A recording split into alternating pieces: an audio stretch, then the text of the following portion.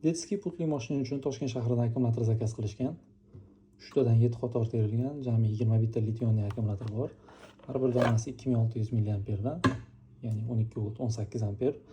Bu akkumulyatorni Detskiy mashinaga qo'ygandan keyin nihoyatda uzoqqa yetadi zaryadi. Bemalol farzandingiz bilan uzoq joyga aylanganini qo'rqmasdan chiqaverasiz, zaryadi tugab qolmaydi ancha-munchaga. Aslida Detskiy pultli mashinaning ichida mana bunga o'xshagan kislotali og'ir akkumulyator joylashgan bo'ladi. Bunaqa akkumulyatorlar zaryadi uzoqqa yetib bormaydi va uzoq xizmat qilmaydi.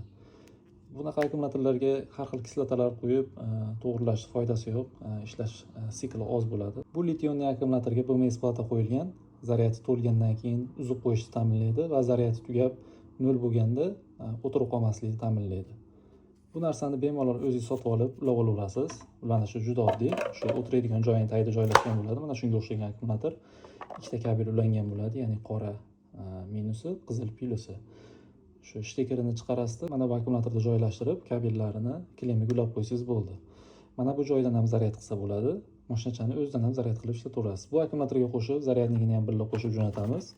Mashinachani o'zini zaryadniki bu lition akkumulyatorda zaryad qilib berilmaydi. Shuning uchun zaryadniki bilan birga qo'shib jo'natyapmiz. Kimga shunaqa lition akkumulyatorlar kerak bo'ladigan bo'lsa, shu ekrandagi raqamga bemalol telefon qilaverasizlar. 7 qatorligi, 6 qator, 5 qator, 4 qatorligi, 3 qatorligi bor.